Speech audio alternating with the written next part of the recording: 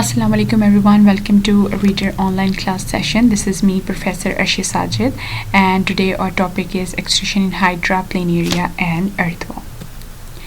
Okay जी, start करने से पहले आज हम लोग एक्सट्रूशन इन हाइड्रा, प्लेनेरिया और अर्थवॉर्म पढ़ रहे हैं। तो मैं आपको ये बताती जाऊँ कि आज का लेक्चर हमारा बहुत ज़्यादा आसान है, इंटरेस्टिंग भी है, प्लस मैंने कुछ कीज़ आप लोगों के लिए तैयार की हैं इस लेक्चर से रिलेटेड, जिससे आप इजीली इस लेक्चर को मेमोराइज़ कर सकते हैं।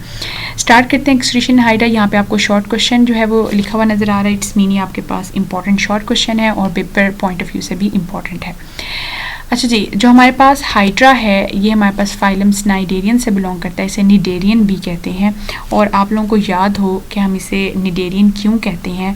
हम लोगों ने फर्स्ट ईयर में ये पढ़ा था कि जो हमारे पास हाइड्रा है इनके पास ये टेंटैकल्स होते हैं और टेंटैकल्स के अंदर न्यूमरस स्टिंगिंग सेल्स होते हैं, और ये आपको इन स्टिंगिंग सेल्स का अपरेटस नज़र आ रहा है। इनको स्नाइडेरियन क्यों कहते हैं? क्योंकि इनके पास स्नाइडोसाइट्स जो है वो मौजूद होते हैं। ठीक है, ये जस्ट आपको थोड़ा सा याद दिलाने के लिए था कि हमने पिछले साल क्या पढ़ा था, वरना अदरवाइज आपको इसमें कि एडअप करने की ज़रूरत नहीं है। जैसे आप ये बता दें कि हाइड्रा जो है वो स्नाइडेरियन है।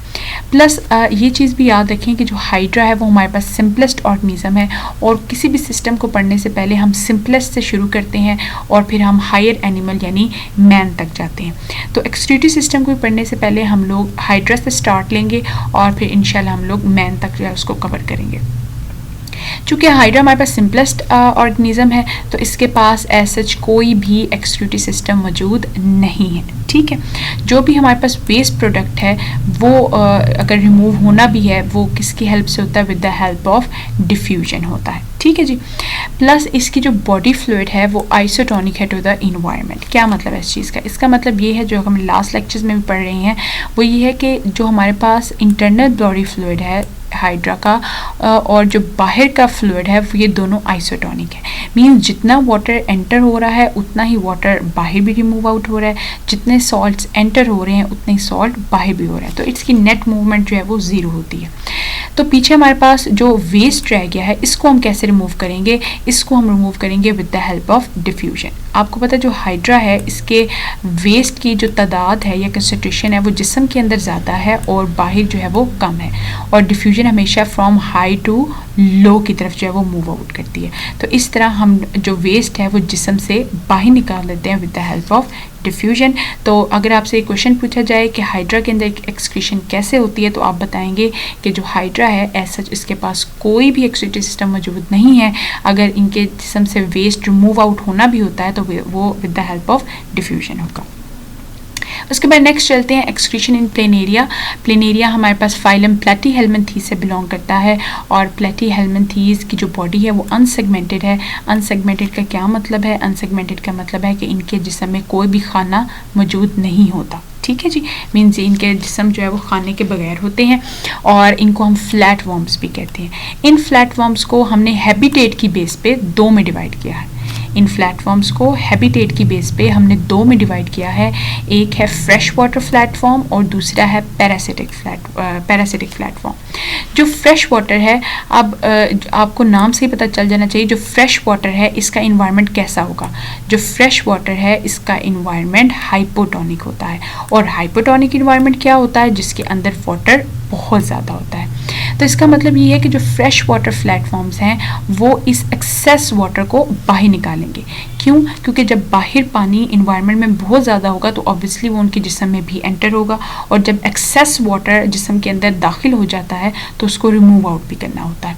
तो दैट्स वाई हम कहते हैं कि ये अपने जिस्म से डायल्यूट यूरिन को पास आउट करते हैं। इस डायल्यूट यूरिन में ना सिर्फ एक्सेस वाटर होगा बल्कि इसके जिस्म में ये जो वेस्ट है वो भी एक्सक्रीट आउट जो है वो हो जाएगा। उसके बाद नेक्स्ट आते हैं पैरासिटिक फ्लैटफॉर्म्स में।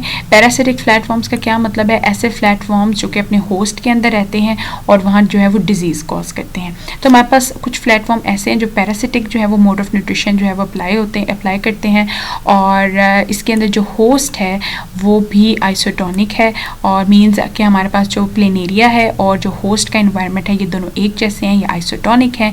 जितनी बाहर वाटर की कंसंट्रेशन है उतनी ही अंदर है, और जितनी सॉल्ट की कंसंट्रेशन है वो भी बाहर और अंदर एक जैसी है। तो पीछे जो डिस्पोज ऑफ होता है वो क्या होता है? वो नाइट्रोजनस वेस्ट ही होता है। अब जब हम पर्टिकुलरली प्लेनेरिया की बात करते हैं तो प्लेनेरिया के अंदर जो एक्सक्रीटरी सिस्टम है वो प्रोटोनेफ्रीडिया है। ये याद रखें, हाइड्रा के अंदर हमारे पास ऐसा कोई एक्सक्रीटरी सिस्टम नहीं था। अब हम थोड़ी सी एडवांस फॉर्म में जा रहे हैं और अब हमें जो है वो एक एक्सक्रीटरी सिस्टम नज़र आ रहा है और इसका नाम क्या है, प्रोटोनेफ्रीडिया है। ये यहाँ पे आपको प्लेनेरिया की जो है वो डायग्राम जो है मैंने ड्रॉ की है। यहाँ पे सबसे पहले इस डायग्राम को समझ लेंगे। अगर आपको डायग्राम की समझ आ गई तो ऑब्वियसली आपको इसके प्रोसेस की भी समझ आ जाएगी। ठीक है जी, इसको 1 बाय 1 जो है वो हम देखते हैं क्या है इसके अंदर। यहाँ पे आपको दो तरह के नाम नज़र आ रहे होंगे, एक है एक्सक्रीटरी डक्ट और एक है ट्यूबुलर सिस्टम। इन दोनों में क्या डिफरेंस है? जो हमारे पास छोटी नाली होती है इसको हम ट्यूब्यूल्स कहते हैं और जब बड़ी नाली हो जाती है तो हम इसे डक्ट कहते हैं। छोटी नाली ट्यूबुलर, ट्यूब्यूल्स, और जो बड़ी नाली है इसको हम डक्ट कहते हैं। दैट्स वाई यहाँ पे जो छोटी नालियाँ हैं जो आपको ये ब्लैक में नज़र आ रही हैं ये वाली, इनको हम ट्यूबुलर सिस्टम कहेंगे। और जो हमारे पास आपको ये बड़ी सी नाली नज़र आ रही है जिसकी आपको 2 ओपनिंग्स भी नज़र आ रही हैं, और इसको नाली को एक्सक्रीटरी डक्ट कहेंगे और इस ओपनिंग्स को नेफ्रीडियोपोर कहेंगे। ठीक है जी। अच्छा, अब इसके अलावा जो है हम देखें कि जो हमारे पास ट्यूबुलर सिस्टम है, ये जो छोटी छोटी ट्यूब्यूल्स हैं जिनको हमने छोटी नालियाँ कहा है, इसके ऊपर जो है एक कैप है। ठीक है, और ये कैप जो है ये सेल्स की बनी हुई है और ये जो सेल्स हैं इन सेल्स को हम फ्लेम सेल्स कहते हैं।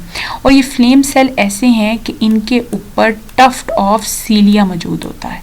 टफ्ट मीन गुच्छा, सीलिया मीन छोटे छोटे बालों का। तो हम क्या कहते हैं कि जो हमारे पास ट्यूबुलर सिस्टम है इसकी कैप सेलुलर इन नेचर है, यानी सेल्स की बनी है, और इन सेल्स के पास टफ्ट ऑफ सीलिया है।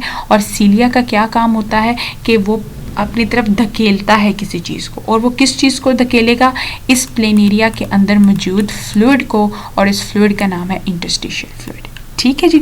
अगर आपसे क्वेश्चन आए कि फ्लेम सेल किसे कहते हैं तो आप कहेंगे फ्लेम सेल ट्यूबुलर सिस्टम की कैप है या जो कैपिंग प्रोवाइड करते हैं, और ये कैपिंग सेलुलर सिस्टम से बनी है और हर सेल का नाम फ्लेम सेल है, और इस फ्लेम सेल के ऊपर टफ्ट ऑफ सीलिया मौजूद है जिसका काम है कि इंटरस्टिशियल फ्लूइड को प्रोपेल करे। क्लियर हो गया जी। अब हमने इस डायग्राम के अंदर क्या पढ़ा है, हमारे पास फ्लेम सेल्स हैं, हमारे पास ट्यूबुलर सिस्टम है, हमारे पास एक बड़ी सी नाली एक्सक्रीटरी डक्ट है, और हमारे पास इसकी ओपनिंग्स हैं नेफ्रीडियोपोर। अच्छा जी, अब होता क्या है कि जो हमारे पास अगर आप इस डायग्राम को गौर से देखें, आप देखें इसके जिस्म के अंदर कोई भी ओपनिंग या सुराख मौजूद नहीं है। जो भी सुराख मौजूद है वो इसके जिस्म से बाहर है। तो जब हम इसकी प्रॉपर्टीज़ मेंशन करेंगे हम ये कहेंगे कि ये जो प्रोटोनेफ्रीडिया है ये एक ऐसा जाल है जो इसके पूरे जिस्म में फैला हुआ है। ठीक है, इसके अंदर यानी इसके जिस्म के अंदर कोई भी सुराख मौजूद नहीं है या ओपनिंग मौजूद नहीं है। जो ओपनिंग मौजूद है वो बाहर की तरफ है, और इस बाहर वाली ओपनिंग का नाम क्या है, नेफ्रीडियोपोर है। प्लस इसके पास किसी किस्म की कोई कैपिलरीज मौजूद नहीं है, और ये सारी प्रॉपर्टीज़ हमें शो करती हैं कि ये जो प्रोटोनेफ्रीडिया है ये हमारे पास प्रिमिटिव एक्सक्रीटरी सिस्टम है। ठीक है जी। अच्छा, अब नेक्स्ट आता है कि ये काम कैसे करेगा। एक चीज़ और आपको बता दूं, जो आपकी बुक में जो डायग्राम बनी हुई है वो काफ़ी मुश्किल है बनाना, तो अगर आप चाहें तो यही वाली डायग्राम जो है वो ड्रॉ कर सकते हैं। ये काफ़ी कन्वीनियंट भी है और ईजी भी है और आप इजीली ड्रॉ भी कर सकते हैं।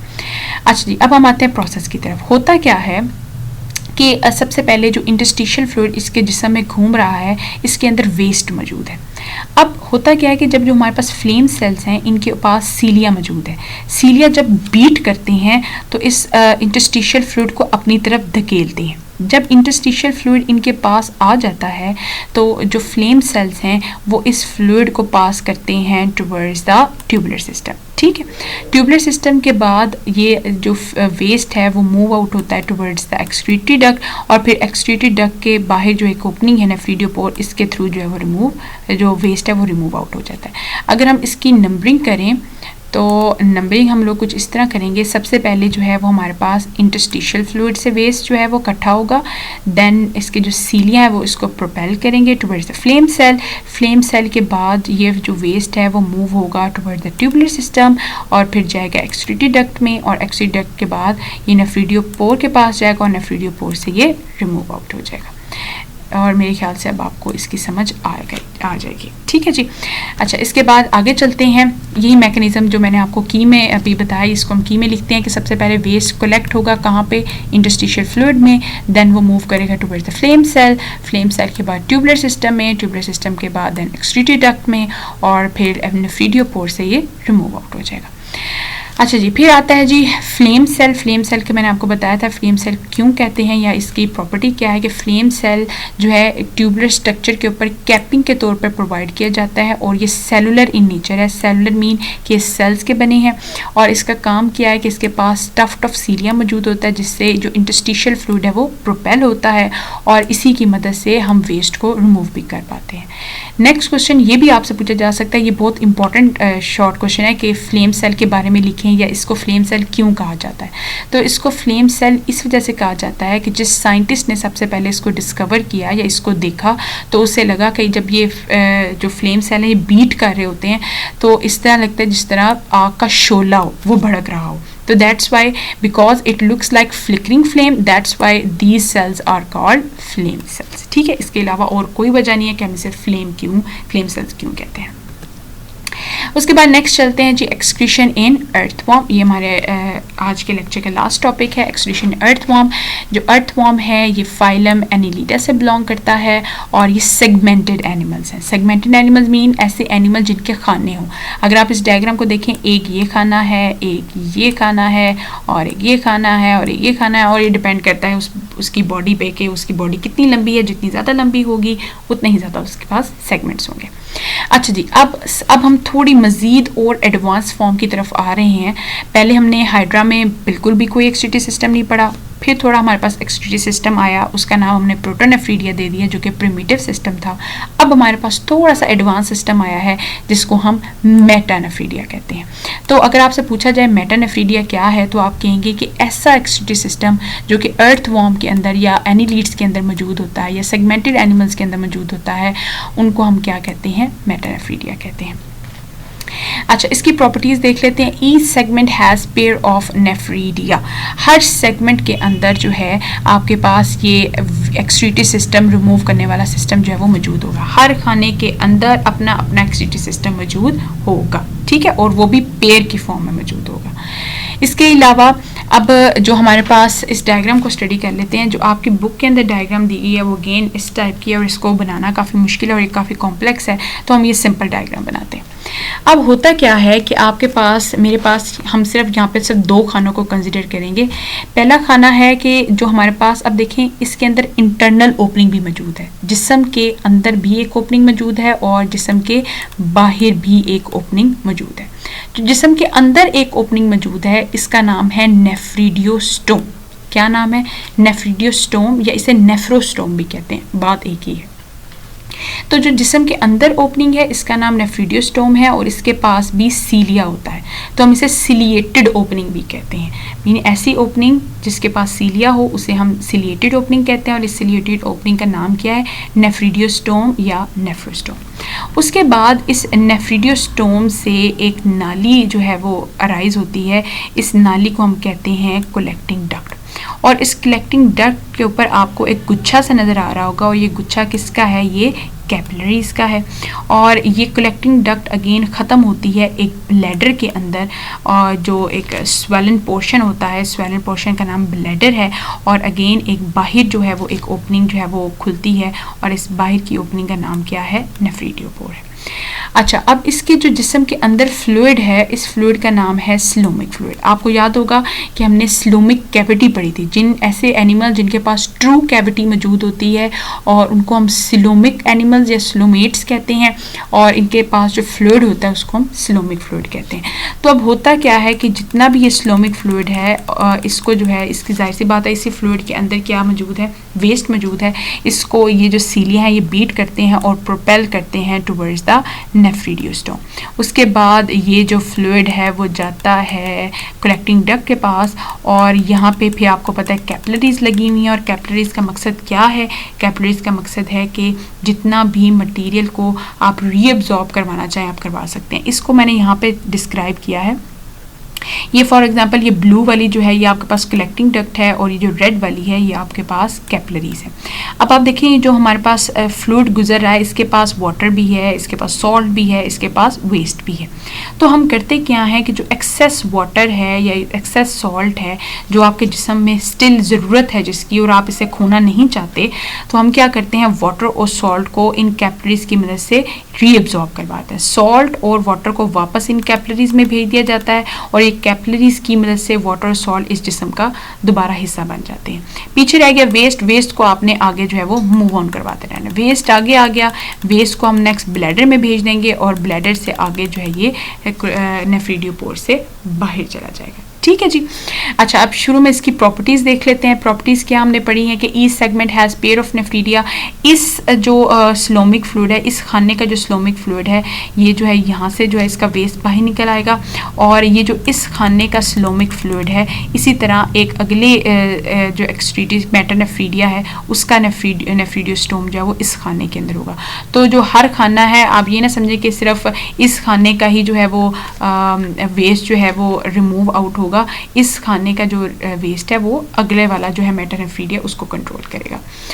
तो हम क्या कहते हैं कि each segment has pair of nephridia और इनके पास इंटरनल ओपनिंग भी मौजूद है जिसे हम नेफ्रीडियोस्टोम कहते हैं या नेफ्रोस्टोम कहते हैं, और एक्सटर्नल ओपनिंग भी मौजूद है जिसे हम नेफ्रीडियोपोर कहते हैं, और इनका जो इंटरनल फ्लूइड है इसका नाम स्लोमिक फ्लूइड है और इनके पास किसी किस्म के फ्लेम सेल नहीं है, प्लस इनके पास कैपिलरीज भी हैं। तो आप ये पॉइंट भी ऐड कर सकते हैं और ये जो है वो ज़्यादा एडवांस टाइप है एक्सक्रीटरी सिस्टम की। याद रखें ये बहुत इंपॉर्टेंट क्वेश्चन है कि वो कह देते हैं कि मेटानेफ्रीडिया और प्रोटोनेफ्रीडिया के दरमियान डिफरेंस लिखें। तो काफ़ी अच्छा जो है वो आपके पास मटेरियल है कि आप ये लिख सकते हैं कि मेटानेफ्रीडिया, सबसे पहले इन दोनों की डेफिनेशन लिखेंगे, फिर साथ में लिखेंगे कि इनके फ्लूइड में क्या डिफरेंस है। एक के पास इंटरस्टिशियल फ्लूइड है, एक के पास स्लोमिक फ्लूइड है। फिर ओपनिंग बताएंगे कि जो हमारे पास प्लेनेरिया है इसके पास इंटरनल ओपनिंग नहीं है जबकि अर्थवॉर्म के पास इंटरनल ओपनिंग है। फिर एक्सटर्नल ओपनिंग के नेम वगैरह ये सारे बताएंगे आप लोग। तो आपके पास काफ़ी अच्छा मटीरियल होगा इसको देखने का।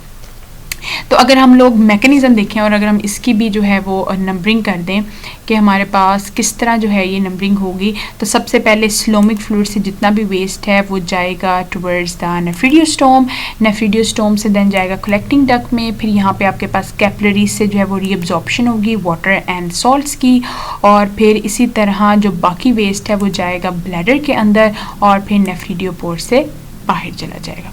ठीक है जी, ये क्लियर हो गया।